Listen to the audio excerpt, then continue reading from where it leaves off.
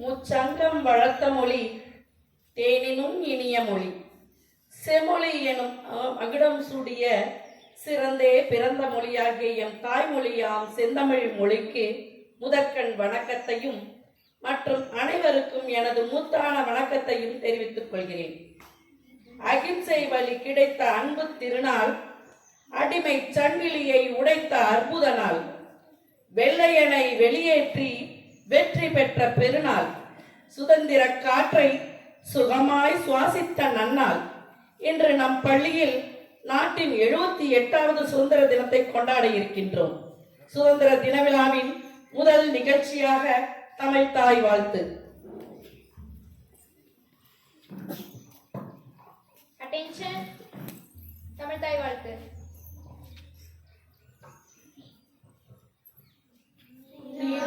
கடலுடுத்த நிலமடந்த கெரிலொழுகும் சீராரும் வதனமென திகழ் பரத கண்டமிது தேக்கணமும் மதிசிறந்த திராவிடனல் திருநாடும் தக்க சிறு பிறை முதலும் தரித்தனரும் திலகமுமே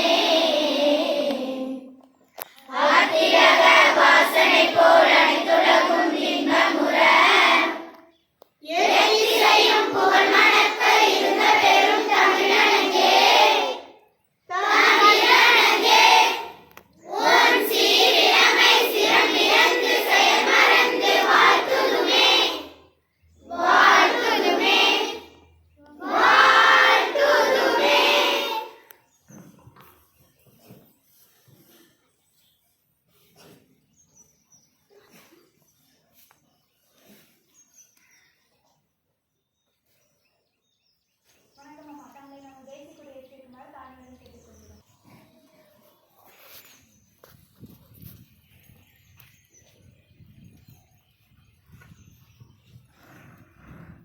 கொடிப்பாடல். பாரத தேவியின் மணி கொடிப்பாரி பக்தியுடன் இறை வணங்குவோம் மாறி. பாரத தேவியின் மணி கொடிப்பாரி பக்தியுடன் இறை வணங்குவோம் மாறி. வீரர்களுடன் பொருளாவியும் கொடுத்து வீரமையணி சிறை அனைத்தையும் பொறுத்து வீரர்களுடன் பொருளாவியும் கொடுத்து வீரமையணி சிறை அனைத்தையும் பொறுத்து சீரண பாரத தேவிக்கை உழைத்து திகழ்வரை குறித்திடும் ஜெய கொடி பாரி. பாரத தேவியின் மணி கொடி பாரி பக்தியுடன் இதை வணங்குவோம் மாறி. பல பல உலகென குறித்திடும் பச்சை பரிசுத்த தியாகத்தை காட்டிடும் வெண்மை. பல பல உலகென குறித்திடும் பச்சை பரிசுத்த தியாகத்தை காட்டிடும் வெண்மை. நலமுடன் பக்தியை ஊட்டிடும் பாவி நடுநிலை பண்பினை விளக்கிடும் சக்கரம். பாரத தேவியின் மணி கொடி பாரி பக்தியுடன் இதை வணங்குவோம் மாறி. அன்னை தமிழுக்கு மகுடம் சூடி மரபு தமிழால் சொக்க வைத்து தரணி போற்றும் தன்னிகர் இல்லாதவராய் எண்ணங்கள் தாம் நம் வாழ்வை மாற்றும் வண்ணங்கள். நம்மில் உயர்ந்தவர் தாழ்ந்தவர் என்ற ஏற்றத்தாழ்வுகளை அகற்றி ஒரே குடும்பமாய் வழி நடத்தி கொண்டிருக்கும் நம் பள்ளி தலைமை ஆசிரியர் அம்மா அவர்களை வருக வருக என வரவேற்றுக் கொள்கிறேன். இரவு வானை அழகு செய்யும் விண்மீன்களைப் போல இக்கூட்டத்தை அழகு செய்து கொண்டிருக்கும் ஆசிரியர்களையும் மாணவிகளையும் பெற்றோர்களையும் பள்ளி மேலாண்மை குழு உறுப்பினர்களையும் வரவேற்பதில் நான் பெருமகிழ்ச்சி அடைகிறேன். தேடல்களை தேடி திரிந்து வழிகாட்டிகளின் தோழமை கொண்டு போட்டி என்னும் போர்க்களம் கண்டு தடைகளை தாண்டி கலை நிகழ்ச்சிகளை நடத்த வந்திருக்கும் நம் மாணவிகளை வருக வருக என வரவேற்றுக் கொள்கிறேன். மற்றும் அனைவரையும் வருக வருக என வரவேற்றுக் கொள்வதில் பெருமிதம் கொள்கிறேன். நன்றி, வணக்கம்.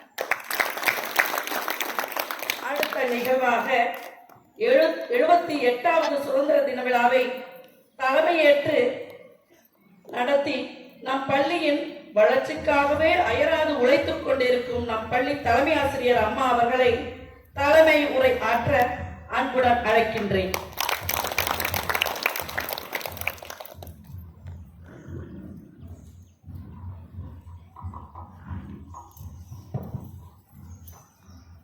அனைவருக்கும் இனிய காலை வணக்கம். இன்று நமது தேசத்தின் 78வது சுதந்திர தினம். இந்த இனிய தருணத்தை கொண்டாடும் விதமாக நாம் இங்கே கூடியிருக்கிறோம். இந்த நன்னாளிலே நாம் சுதந்திர காற்றை சுவாசிப்பதற்காக தங்கள் சுவாசத்தை இழந்த லட்சக்கணக்கான தியாகிகளின் சுதந்திர போராட்ட தியாகிகளுக்கு நமது வீர வணக்கத்தை சமர்ப்பிப்போம். என் இனிய மாணவிகளே, இன்றைய கருப்பொருள் எதை பற்றி உங்களிடம் பேச வேண்டும் என்று நினைத்த போது எனக்கு நினைவுக்கு வந்தது நம் மகாகவி சுப்பிரமணிய பாரதியார். மகாகவி சுப்பிரமணிய பாரதியார் எவ்வாறு ஒரு கவிஞனாக, ஒரு சமூக சீர்திருத்தவாதியாக, ஒரு சுதந்திர போராட்ட வீரராக அவருடைய பங்களிப்பு எவ்வாறு இருந்தது அப்படிங்கிறத பார்த்தோம்னா மிகவும் வியப்பாக இருந்தது.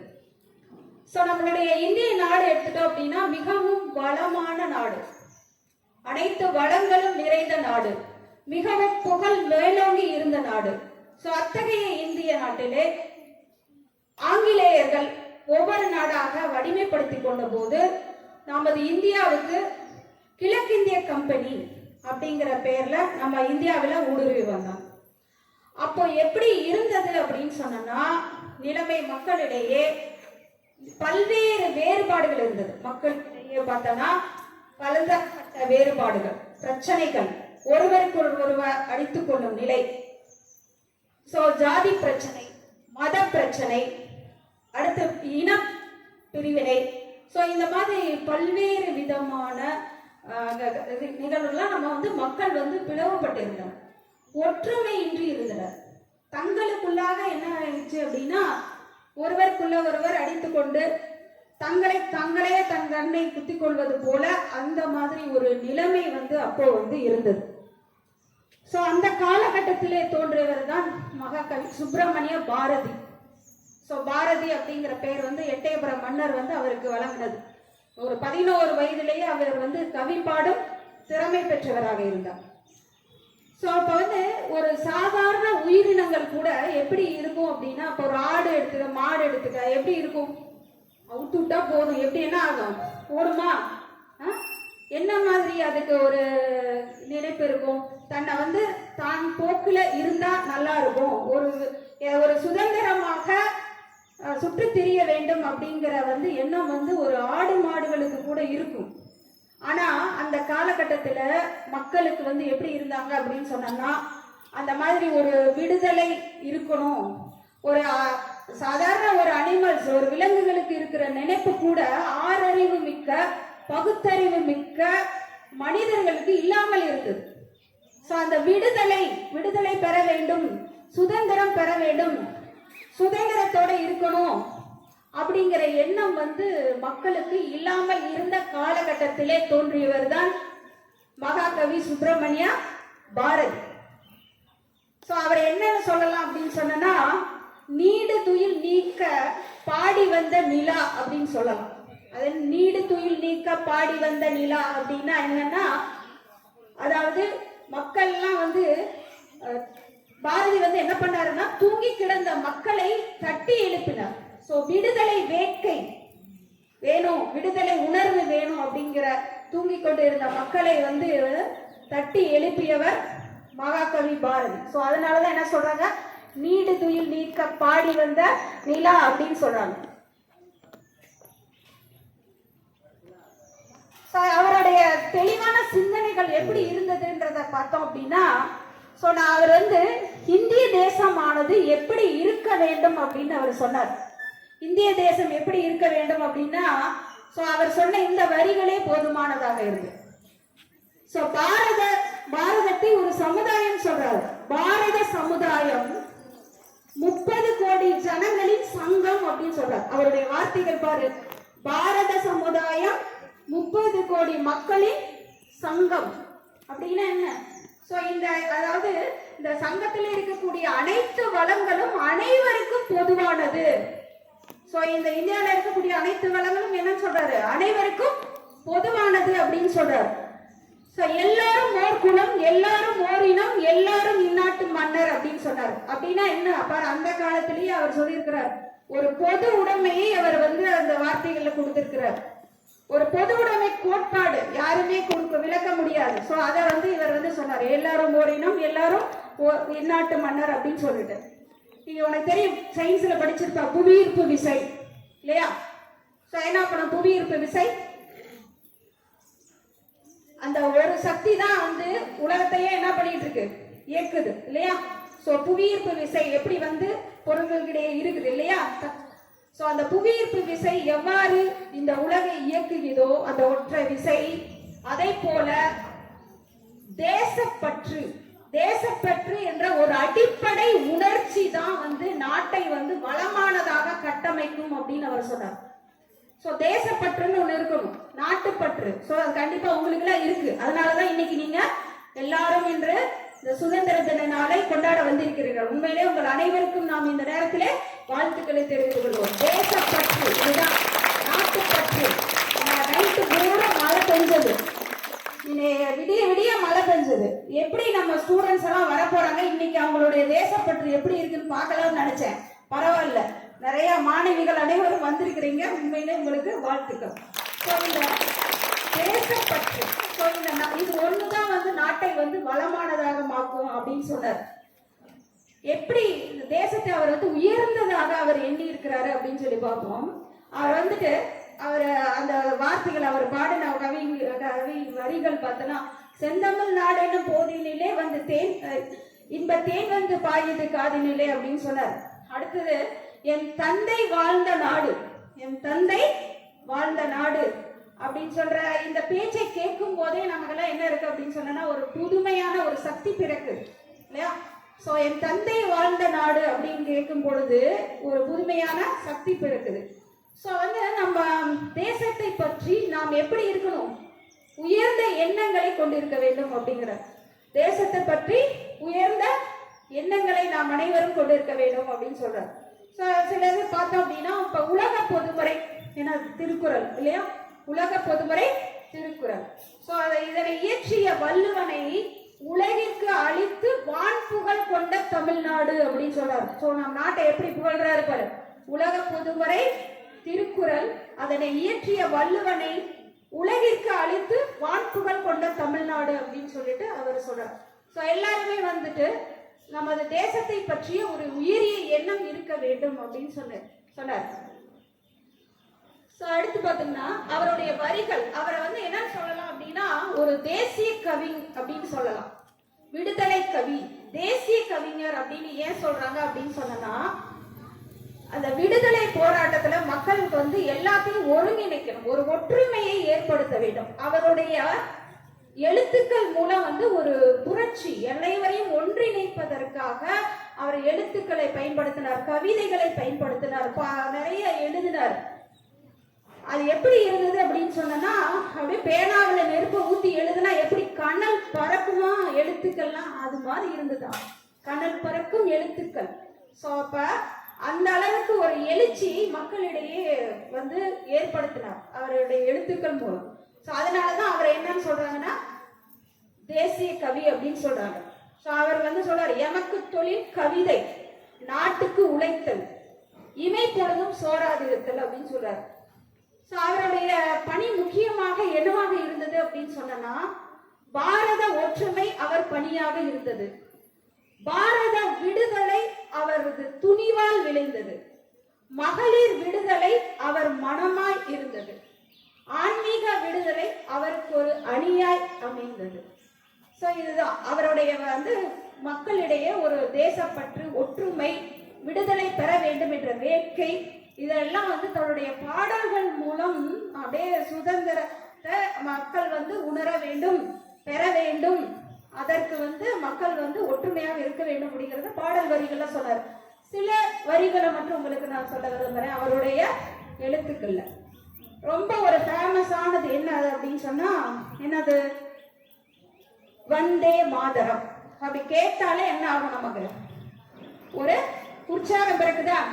வந்தே மாதரம் அப்படின்னு சொல்லி சொல்லும் பொழுதே பார்த்தீங்கன்னா மக்களுக்கு ஒரு சந்தோஷம், ஒரு மகிழ்ச்சி, ஒரு எல்லாம் இருக்குது. ஸோ அது வந்து ஒரு மந்திரமாக சொன்னார். எல்லாரும் வந்து வந்தே மாதரம் அப்படின்னு சொல்ற ஒரு மந்திரத்தை ஆதரித்தனர். ஸோ வந்தே மாதரம் என்போம், எங்கள் மாநில தாயை வணங்குவது என்போம் அப்படின்னார். அதாவது அந்த சுதந்திரத்தை இந்திய தாயின் மடியில் அந்த சுதந்திரத்தை அர்ப்பணிப்போம் அப்படிங்கிறத எண்ணத்தை மக்களுக்கு இந்த வார்த்தை வந்து உருவாக்கியது. ஸோ வந்தே மாதரம் அப்படிங்கிறது சுதந்திரத்தை வந்து நம்ம இந்திய தாய்க்கு அர்ப்பணிப்பதை குறிக்கிறது அப்படின்னு சொல்றாங்க. அடுத்து இன்னொரு ஃபேமஸான வரிகள், அச்சமில்லை அச்சமில்லை அச்சம் என்பது இல்லையே, இச்சகத்து உள்ளோரெல்லாம் எதிர்த்து நின்ற போதிலும் அச்சமில்லை அச்சமில்லை அச்சம் என்பது இல்லையே அப்படின்னு. ஸோ இந்த பாட்டு வரியில நிறைய அவர் சொல்லியிருப்பாரு. நீ வந்துட்டு பிச்சையே எடுக்கிற மாதிரி நிலைமை வந்தா கூட அச்சப்படாத, பிச்சை எடுக்கிற மாதிரி பிச்சை புயினும் அச்சப்படாத அப்படின்னு சொல்றாரு. அதுக்கு பிறகு எல்லாத்தையும் நீ இழந்தா கூட, உங்ககிட்ட உனக்கு பிடிச்சது உனக்கு வேண்டியது அனைத்தையும் நீ இழந்தால் கூட அச்சம் இல்லாமல் இரு அப்படின்னு சொல்லிட்டு ஒரு மக்களுக்கு ஒரு பயம் இல்லாமல் இருக்கணும், பயப்படக்கூடாது, எதிர்த்து நிற்க வேண்டும், போராட வேண்டும், நாட்டு விடுதலைக்காக அனைவரும் சேர்ந்து ஒன்றிணைய வேண்டும் அப்படிங்கிறது. இந்த அச்சமில்லை அச்சமில்லைங்கிற வார்த்தை வந்து மக்களுக்கு பயத்தை போக்கி நாம் அடிமைப்பட்டு கிடக்க கூடாது, யாரிடமும் அடிமையாக இருக்கக்கூடாது என்ற எண்ணத்தை மக்களுக்கு ஏற்படுத்தியது. அடுத்தது மிக மிக முக்கியமான வரிகள், பாரதியோட வரிகள் எனக்கு மிகவும் பிடித்த வரிகள். எண்ணிய முடிதல் வேண்டும், நல்லவே எண்ணல் வேண்டும், திண்ணிய நெஞ்சம் வேண்டும், தெளிந்த நல்லறிவு வேண்டும். உண்மையிலே எனக்கு ரொம்ப ரொம்ப பிடிக்கும் இந்த வரிகள். ஸோ எதுக்காக அப்படின்னு சொல்லி பார்த்தோன்னா, நாம் எந்த எண்ணத்தை எடுக்கணுமோ, எந்த செயலை செய்யறோமோ அதை வந்து என்ன பண்ணணும், முடிச்சே ஆகணும். அந்த எண்ணம் நமக்கு எல்லாருக்கும் இருக்கும். புரியுதுங்களா? ஸோ பாரதி சொல்லியிருக்கிறார், எடுத்த காரியத்தை சிறப்பா செய்யணும், எண்ணியதை நாம் எண்ணியவாங்க நம்ம என்ன பண்ணணும், முடிக்கணும் அப்படிங்கிறார். ஸோ சுதந்திரத்தை அடைய நாம் வந்து என்ன பண்ணணும், செயலாக்க வேண்டும் அப்படிங்கிறது தான் இதோட முக்கியமான அர்த்தம். சுதந்திரத்தை நாம் அடைய வேண்டும் என்ற எண்ணம் அனைவரிடம் இருக்க வேண்டும் அப்படின்னு சொல்றாரு. ஸோ இவர் வந்து விடுதலைக்காக வந்து பார்த்தோன்னா நாட்டு மக்கள் எல்லாரும் விடுதலைக்காக போராட வேண்டும். ஈவன் பெண்கள், குறிப்பாக பெண்கள் வந்து என்ன பண்ணணும், விடுதலைக்கு முன்னின்று அனைவரும் போராட வேண்டும் அப்படின்றார். பெண்கள் பற்றி அவர் நிறைய பெண் கல்வி, அந்த காலத்திலேயே பெண்கள் வந்து அடுப்பூதும் பெண்களுக்கு படிப்பதற்குன்னு சொல்லிட்டு இருந்த காலம் அந்த காலம், அடுப்பூதும் பெண்களுக்கு படிப்பதற்கு. ஆனா அப்பயே வந்து பெண்கள் உரிமை, பெண்களுக்கான சட்டம், உரிமைகள் அனைத்தையும் அவர் வந்து சொல்லியிருக்கிறார். ஸோ இப்பெல்லாம் பார்த்தோன்னா அட்வான்ஸ்டு லெவல்ல போயிட்டு இருக்கு பெண் கல்வி இல்லையா? உயர்கல்வியில ஒரு ரெவல்யூஷன், ஒரு புரட்சி. எப்படி காமராஜர் பீரியட்ல பள்ளி கல்வி அனைவரும் கட்டாயமாக ஸ்கூல்ல சேரணும், பள்ளி படிப்பை முடிக்க வேண்டும் அப்படிங்கிறது இருந்தது. இப்ப எல்லாம் பார்த்தீங்கன்னா உயர்கல்வி அளவு உயர்ந்திருக்கு, அனைத்து குழந்தைகளும் 100% பெண்கள் எல்லாம் உயர்கல்வி படிக்க வேண்டும் அப்படிங்கிறத இப்போ வந்து அரசு வந்து நமக்கு இன்சிஸ்ட் பண்ணுது. ஸோ அதுல எல்லாம் பார்த்தீங்கன்னா இப்பெல்லாம் தொழிற்கல்வி, முதல்ல ஒரு 3 வருடங்களுக்கு முன்னால் பார்த்தோன்னா மாணவிகள்லாம் தொழிற்கல்வினா என்னன்னு தெரியாத மாதிரி அந்த நம்பர் ஆஃப் ஸ்டூடெண்ட்ஸ் வந்து போறது மிக குறைவாக இருந்தது. இப்போ பார்த்தோன்னா மிக அதிகம். எங்ககிட்ட கூட ஒரு ரிப்போர்ட் கேட்டாங்க ஒரு 3 years பேக், ஏன் வந்து அரசு பள்ளி மாணவர்கள்லாம் வந்து தொழிற்கல்வி வந்து மிக குறைவாக படிக்கிறாங்க, போறது இல்லை அப்படின்னு சொல்லிட்டு, அதுக்கு என்னென்ன ரீசன்லாம் இருக்கும் அப்படிங்கிற மாதிரிலாம் ஒரு ரிவ்யூ மீட்டிங் அட்டெண்ட் பண்ணோம். உண்மையிலே வந்து அப்பெல்லாம் வந்து மிக குறைவு. ஆனா இன்னைக்கு பார்த்தோன்னா நம்மளுடைய மாணவிகள் இங்க இருக்கிற பக்கத்துல இருக்கிற குக்கிராமத்துல இருந்து போகக்கூடிய மாணவிகள் மிக பெரிய உயர்கல்வி நிறுவனங்கள்ல இப்ப தொழிற்கல்வி பயின்று வருகிறார்கள். ஸோ அந்த அளவுக்கு இப்ப முன்னேறுகிறது. ஸோ அப்போ பாரதி சொன்ன கனவு இப்ப நனவாயிட்டு இருக்கு. அனைத்து பெண் குழந்தைகளும் படிச்சுட்டு இருக்காங்க. கிட்டத்தட்ட நம்ம லாஸ்ட் இயர்ல நம்ம சயின்ஸ் ஸ்ட்ரீம்ல 52 ஸ்டூடெண்ட்ஸ் ப்ரொஃபஷனல் கோர்ஸ், 52 ஸ்டூடெண்ட்ஸ் வந்து ப்ரொஃபஷனல் கோர்ஸ் போனாங்க. ஸோ இதெல்லாம் பார்த்தீங்கன்னா இந்த 7.5 இடஒதுக்கீடு வந்ததுக்கு பிறகு இன்னும் மாணவிகள் வந்து அதிகமாக, நம்ம கிராஸ் என்ரோல்மெண்ட் ரேஷியோ பார்த்தீங்கன்னா நம்ம இந்தியா லெவல்ல அதை விட அதிகமாக நாம இருக்கோம், அதை விட அதிகமாக இருக்கும். கிட்டத்தட்ட 52% மேல நம்ம வந்து உயர்கல்வியில வந்து பயில்வோரோட இது பெர்சன்டேஜ் அதிகமாக இருக்குது. ஸோ அந்த அளவுக்கு இந்தியாவில் நம்ம தமிழ்நாடு மிகவும் முன்னேறிய நிலைமையில இருக்கு. ஸோ உயர்கல்வியில புரட்சி அப்படின்னே நம்ம இப்ப சொல்லலாம். ஸோ அப்ப வந்து அவர் என்ன சொல்றாரு, பாரதியார் பெண்கள் பத்தி சொல்லும் பொழுது பெண்கள் எல்லாம் எப்படி இருக்கணும், பாரதி வந்து எப்படி பாரதியோட கூற்றுப்படி வாழ வேண்டும் அப்படின்னு சொன்னா, மாதத்தமை இழிவு செய்யும் மடமையை கொளுத்துவோம் வையம் வாழ்வதன்னில் எந்த வகையிலும் நமக்குள்ளே தாதர் என்ற நிலைமை மாறி ஆண்களோடு பெண்களும் சரிநிகர் சமானமாக வாழ்வோம் இந்த நாட்டிலே அப்படின்னு சொல்றார். சோ இதுல என்ன அர்த்தம், ஆண்கள் பெண்கள் எந்த வேறுபாடும் இல்லை, அவங்களுக்கு நிகராக பெண்கள் என்ன பண்ணும், அனைத்திலும் சாதிக்க வேண்டும். சோ அப்படின்னு சொல்லிட்டு ஒரு பெண்களுக்கு ஒரு உந்து சக்தியாக செயல்பட்டவர் பாரதி, சுப்பிரமணிய பாரதி அவர்கள். ஸோ உண்மையிலே வந்துட்டு இதெல்லாம் வந்து ஒரு அந்த காலத்திலே அவருடைய ட்ரீம் பாருங்க எப்படி இருந்தது. ஸோ அப்போ இதெல்லாம் நம்ம வந்து நிகழ்த்தி வருகிறோம்.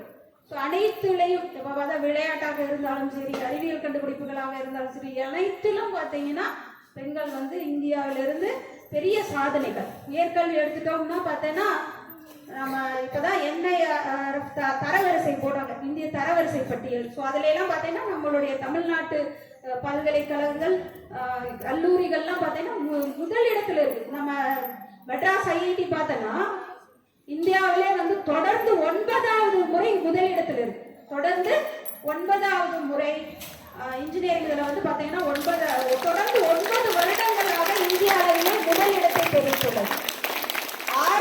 தொடர்ந்து 6வது வாரங்கள் அனைத்துலையும் சேர்த்து வர்றதுல முதலிடத்தை பெறுகிறது. ஸோ அந்த அளவுக்கு ஆராய்ச்சிகள் இதெல்லாம் வந்து நம்ம நாட்டில் வந்து அதிகமா முன்னேறி இருக்கிறாங்க அப்படிங்கிறதா அதோட நமக்கு தெரியுது இல்லைங்களா.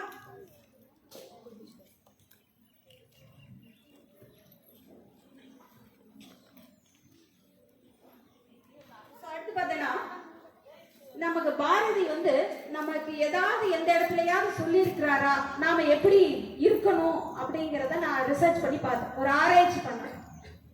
பாரதியார் வந்து பெண்களை பத்தி சொன்னாரு, ஆண்களுக்கு நிகராக பெண்கள் இருக்க வேண்டும் அப்படிங்கிறதெல்லாம். வேற எந்த இடத்துல எப்படி நாம இருக்கணும் அப்படிங்கிறதுக்கு எந்த இடத்துலயாவது கொடுத்திருக்கிறாரா அப்படின்னு சொல்லி ஆராய்ச்சி போட்டும் போது அந்த தமிழ் தாய் அப்படிங்கிற ஒரு பாடல்ல இறுதியாக தமிழ் தாய்ங்கிற பாரதியாரோட பாடல்களை பார்த்தோன்னா தமிழோட தாய்மொழி நம்ம தமிழ் பத்தி அவர் வந்து நிறைய மொழிகளை படிச்சிருக்கிறார்.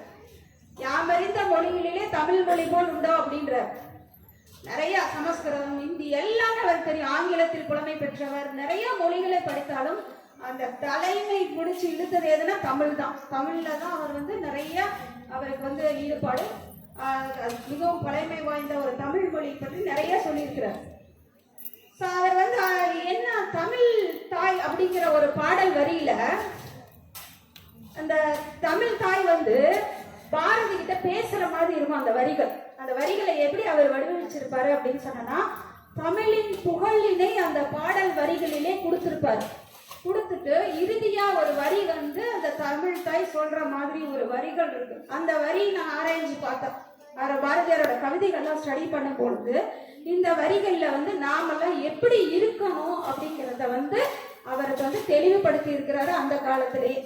ஸோ அந்த வரிகளை மட்டும் நான் உங்களுக்கு சொல்றேன். தமிழ் தாய் அப்படிங்கிற பாடல்ல இறுதியான வரிகள், புத்தம் புதிய கலைகள் பஞ்சபூத செயல்களின் நுட்பங்கள் மெத்த வளரது மேற்கே, அந்த மேன்மை கலைகள் தமிழினில் இல்லை, சொல்லளவும் கூடுவதில்லை, அவை சொல்லும் திறமை தமிழ் மொழிக்கு இல்லை, மெல்ல தமிழில் சாகும் அந்த மேற்கு மொழிகள் புவிவிசை ஓங்கும், எந்தெந்த பேரை உரைத்தான் இந்த வசையில் என கைவிடலாமோ, சென்றிடுவீர் எட்டுத்துக்கும் கலை செல்வங்கள் யாவும் கொணர்ந்திங்கு சேர்ப்பீர், தந்தை அருள் வழியாலும் இன்று சார்ந்த புலவர் வழியாலும் இந்த பெருபலி நீங்கும், தமிழ் ஏறி புவிவிசை என்றும் இருப்பேன். இதோட அர்த்தம் என்னன்னு தெரியுதா? அதாவது தமிழோட புகழ் எல்லாம் அவர் பாடிட்டு அந்த தமிழ் தாய் வந்து இவருக்கு சொல்ற மாதிரி இருக்குது. என்ன சொல்றாங்க அப்படின்னா, அந்த தமிழ் தாய் இப்ப இருக்கிறத அப்பயே அதை சொல்லியிருக்கிறாங்க. அதாவது தொழில்நுட்பங்கள்லாம் நிறைய வந்து மேற்கேன்னா வெஸ்டர்ன் கண்ட்ரிஸ், மேற்கத்திய நாடுகள்ல கண்டுபிடிப்பதை நாம நிறைய பயன்படுத்திட்டு இருக்கோம். நிறைய பயன்பாடுகள்ல மேற்கத்திய கண்டுபிடிப்பை நாம பயன்படுத்திட்டு இருக்கோம். ஸோ அந்த மாதிரி இல்லாம அப்ப வந்து ஒரு பேரை சொன்னாங்க, ஒருத்தர் சொல்றான் இழிவுபட பேசுறான், தமிழ் மெல்ல சாகும் அப்படின்னு சொல்லிட்டு, இப்படியெல்லாம் பழி சொல் வர மாதிரி ஒரு சிலர் பேசுறாங்க. அந்த மாதிரி இல்லாம 8 திக்கிலும் செய்வீர் அப்படின்னா என்ன, எல்லா பக்கமும் போய் படிக்கிறது, என்ன கலைகள் அறிகிறது எல்லாத்தையும் கொண்டு வந்து இங்க சேர்ப்பீர், நம் நாட்டிற்கு சேர்ப்பீர். அதாவது 8 திக்கும் கலை செல்வங்கள் யாவும் கொண்டு இங்க சேர்ப்பீர். எப்படி நம்ம தந்தை அருள் வழியாலும் நம்மளுடைய முன்னோர்களோட அருளாலும் இப்ப இருக்கக்கூடிய புலவர் தவ வழியாலும் இந்த அதாவது இப்ப இருக்கக்கூடிய அந்த கண்டுபிடிப்பாளர்கள் அவங்களெல்லாம் சொல்றது, இதை இவங்களெல்லாம் வச்சு இந்த பெரும் பழி எனக்கு இல்லாம நீ வந்து பாரு அப்படின்னு சொல்றது. எதுக்கு? தமிழ் மொழிக்கு மீது எந்த பழியும் வராமல் என்றென்றும் புகழோடு இந்த உலகத்தில் தமிழ் மொழி வாழ வந்து இந்த மாதிரி நீங்க இருங்க அப்படிங்கிறத பாரதியார் ஒரு தீர்க்கதரிசி அந்த காலத்திலேயே ஒரு கவி மூலம் நமக்கு சொல்லியிருக்கிறார். அதாவது என்னன்னா, மேற்கத்திய நாடுகளோடையதெல்லாம் நம்ம நிறைய கண்டுபிடிக்கிறாங்க. நாம வந்து அந்த மேற்கத்திய நாடுகளையே வியக்கும் வண்ணம் நம்மளுடைய செயல்பாடுகள் நம்மளுடைய கண்டுபிடிப்புகள் இருக்க வேண்டும் அப்படிங்கிறது தான் இந்த இடத்துல சொல்ல வரோம். ஸோ இந்த கண்டுபிடிப்புகளை வந்து இந்த நிலையெல்லாம் மாறி மிகப்பெரிய ஒரு சாதனைகளை நம்ம இந்திய நாடு நம்ம மக்கள் செய்ய வேண்டும் அப்படிங்கிறத இந்த பாடல்கள்ல அவர் சொல்லியிருக்கிறார். ஸோ இதுல அவருடைய அதாவது நமக்கு அறிவு தேடல் இருக்க வேண்டும். இந்த பாடல் வரிகள்ல இருந்து என்ன சொல்றாங்க, நமக்கெல்லாம் அறிவு தேடல் இருக்க வேண்டும், அப்பதான் வளர்ச்சி அடையும். நாடு வந்து வளர்ச்சி அடையணும் அப்படின்னு சொன்னா நல்ல அறிவார்ந்த மக்கள் இருக்கணும். ஸோ அந்த அறிவு தேடல் இருக்க வேண்டும் அப்படிங்கிறத இந்த நாள்ல நாம் அனைவரும் சேர்ந்து பாரதி கேட்டுக்கொண்டதன்படி நாம் அனைவரும் உறுதி ஏற்போம், அனைவரும் மிகப்பெரிய சாதனைகளை படைப்போம் என்று கூறி, வாழ்க பாரதி, வாழ்க பாரதம், வந்தே மாதரம். நன்றி.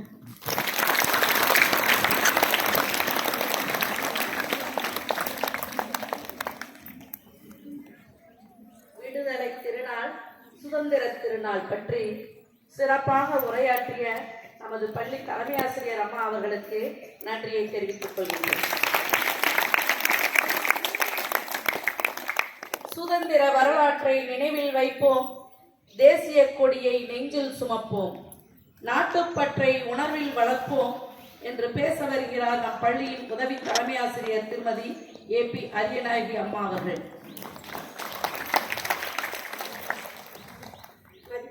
தலைமை ஆசிரியர் அம்மா அவர்களுக்கும், இருபால் ஆசிரியர் பெருமக்களுக்கும், மாணவர் செல்வங்களுக்கும், பெற்றோர்களுக்கும் என் இனிய காலை வணக்கம். உங்கள் அனைவருக்கும் எனது 78வது சுதந்திர தின விழா வாழ்த்துக்களை தெரிவித்துக் கொள்கின்றேன். ஆடுவோமே பள்ளு பாடுவோமே, ஆனந்த சுதந்திரம் அடைந்து விட்டோம் என்று ஆடுவோமே பள்ளு பாடுவோமே என்று கூறினார் பாரதி. அந்த பாரதியை பற்றி நம் தலைமை ஆசிரியர் அம்மா அவர்கள் மிக விரிவாக எடுத்துரைத்தார்கள். இந்தியாவின் 78வது சுதந்திர விழாவை கொண்டாடி மகிழும் நாம் அந்த விடுதலுக்காக போராடிய தலைவர்களை இந்நாளிலே நினைவு கூர்வது மிக மிக அவசியம். அன்பு மாணவிகளே, இந்த சுதந்திரம் நமக்கு சுலபமாக கிடைத்தது அல்ல. பல போராட்டங்கள், தியாகங்கள், எண்ணற்ற வீரர்களின் உயிர் தியாகங்கள், அதன் வழியாக அதன் பலனாக கிடைத்ததுதான் இந்த சுதந்திரம் நமக்கு. சுதந்திரம் என்பது அடிமை தலைமையிலிருந்து விடுவது மட்டுமல்ல, இன்னைக்கு நாம் எல்லோரும் நினைத்ததை செய்து கொண்டிருக்கின்றோம். நாம் எனக்கு என்னென்ன கருத்துக்களை சொல்ல நினைக்கிறவர்களை மிகவும் சுதந்திரமாக சொல்லிக் கொண்டிருக்கின்றோம். அத்தகைய சுதந்திரத்தை நாம் பெற்று அந்த தலைவர்களை நினைவு கூறுவது மிக மிக அவசியம். 77 ஆண்டுகளுக்கு முன்பு இன்றுதான் நம் நாடு இந்த நன்னாண்டின் ஆங்கில ஆட்சியிலிருந்து விடுதலை பெற்று எதிர்காலத்தை நம்பிக்கையுடனும் கண்ணியத்துடனும் எதிர்நோக்கி காத்திருந்தது. அத்தகைய ஜனநாயகத்தை உருவாக்கிய நாடு நம் நாடு. அத்தகைய வீர போராட்டங்கள் மூலமாகவே அவற்றையெல்லாம் நமக்கு பெற்று தந்தவர்கள் நம் தலைவர்கள். அவர்களை நாம் மிகவும் இந்த நாளில் நினைவு கூறுவது மிக அவசியம். இதில் பார்த்தேன் அப்படின்னா சிதம்பரம் பிள்ளை, இவர் பார்த்தீங்கன்னா பெரிய கப்பல் நிறுவனத்தை நிறுவிய மிகப்பெரிய பணக்காரர். அவர் தன்னுடைய சொத்துக்களை எல்லாம் இழந்து சிறை சென்று செக்கிழுத்து போராடியவர். எத்தனை துன்பங்களை அனுபவித்திருப்பார் என்று பாருங்கள். அதே போல திருப்பூர் குமரன் இன்னைக்கு அவங்க வந்து கொடிகளை தேசிய கொடியை அணிந்து கொண்டு எவ்வளவு சுதந்திரமாக எவ்வளவு மகிழ்ச்சியோடு இந்த விழாவிலே நாம் கலந்து கொண்டிருக்கிறோம். ஆனால் அன்றைய நாளிலே கொடியை ஏந்துவதற்கும் உரிமை போராட்டம் நடத்துவதற்கும் எந்த விதமான அனுமதியும் இல்லை. ஆங்கிலேயர்கள் அவ்வளவு அடக்குமுறையை வைத்திருந்தார்கள். அப்பொழுது 1935ஆம் ஆண்டு காந்தியடிகள் ஒத்துழையாமை இயக்கத்தை அறிவித்தார். ஆங்கிலேயருக்கு எந்த விதத்திலும் ஒத்துழைப்பு கிடைக்கக்கூடாது என்பதற்காக அறிவிக்கப்பட்ட போராட்டம் அது. பல ஊர்களில் இருந்தும் இளைஞர்கள் குழுவாக கொடியை ஏந்தி கொண்டு ஊர்வலமாக புறப்பட்டு அந்த இயக்கத்திற்கு வருகிறார்கள். அதிலே திருப்பூரும் ஒன்று. சென்னிமலையிலே பிறந்து திருப்பூரிலே வளர்ந்த திருப்பூர் குமரன் என்ற இந்த இளைஞன் கொடியை ஏந்தி கொண்டு 9 பேர் கொண்ட குழுவாக அந்த வீதியிலே வந்து கொண்டிருக்கிறார்கள். அப்பொழுது ஆங்கிலேயர்கள் வந்து அவர்களை அடக்குமுறை வைத்து கொடியை கீழே போடுங்கள் என்று சொல்கிறார்கள். அப்பொழுது கொடியை போடாமல் இருக்கும் பொழுது லத்தி சார்ஜ், அதாவது அவங்களுக்கு கையில் இருக்கக்கூடிய தடியை நீங்க பார்த்துருப்பீங்க. அந்த தடியாலே கைகளை பலமுறை அடிக்கிறாங்க. அதுல 8 பேர் ஒரு கட்டத்துல வந்து முடியாம கொடியை கீழே வச்சுறாங்க. ஆனா திருப்பூர் குமரன் மட்டும் வந்து பார்த்தா அப்படின்னா கைவில் கொடியை இருக்க பற்றி கொண்டு வந்தே மாதரம் வந்தே மாதரம் என்று சொல்லிக்கொண்டே இருக்கிறார்.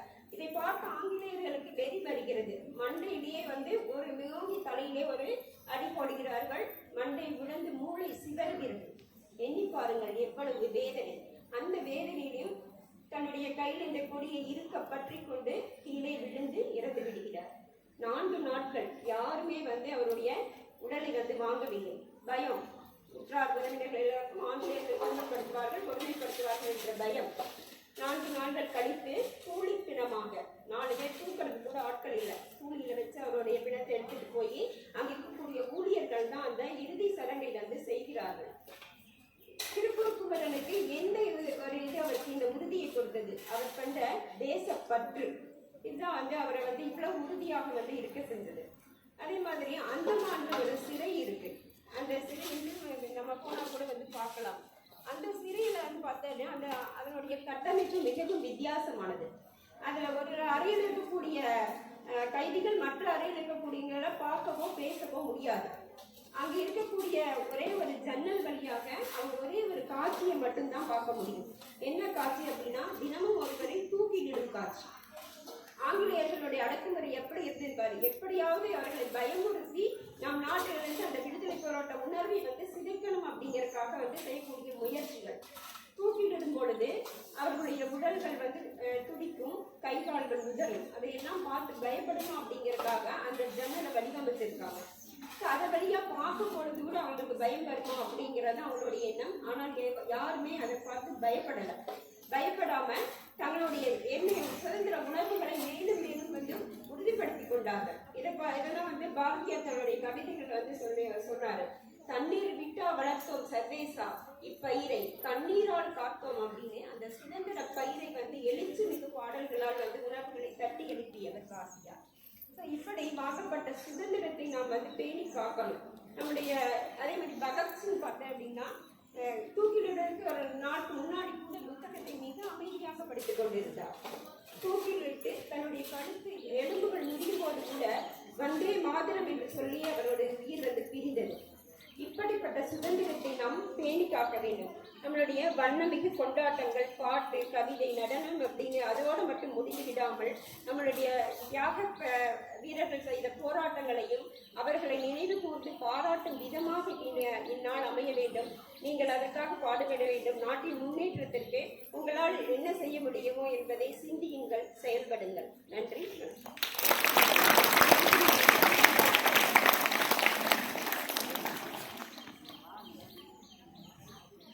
சுதந்திர போராட்ட வீரர்களின் தியாக உணர்வையும் சுதந்திரத்தை கொண்டாடுவதன் நோக்கத்தையும் அழகாக எடுத்துரைத்த நம் பள்ளி உதவி தலைமை ஆசிரியர் அம்மா அவர்களுக்கு நன்றியை தெரிவித்துக் கொள்கின்றேன்.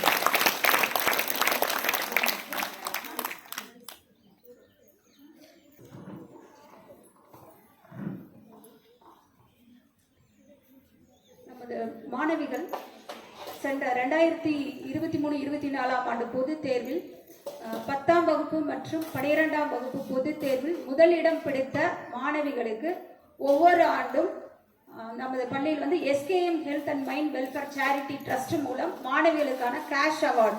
முதல் பரிசு வந்து 1000 ரூபாயும், இரண்டாவது பரிசு வந்து இரண்டாவது பெறக்கூடிய மதிப்பெண் பெறும் மாணவர்களுக்கு 500 ரூபாயும் ஒவ்வொரு ஆண்டும் வழங்கப்பட்டு வருகிறது. ஸோ அது இந்த மாணவிகள் R Saranya 12th standard first mark. அவங்க வந்து பெற்றோர்களும் வந்து வாங்கிக்கலாம். ஸோ ஒவ்வொரு ஆண்டும் வந்து பள்ளியில் வந்து இந்த அவார்டு வந்து கொடுத்துட்ருக்கோம். ஸோ மாணவி அவங்க பெற்றோர்கள் இருந்தாலும் வரலாம்.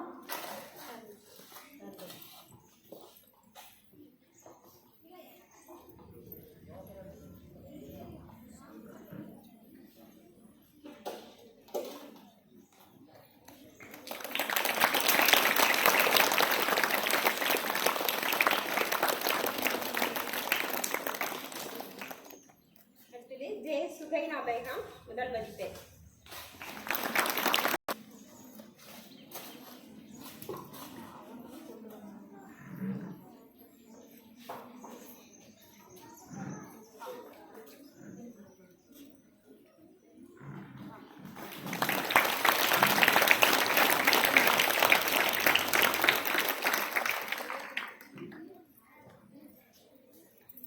ஆர் சந்தியா 12th டி இரண்டாம் மதிப்பெண்.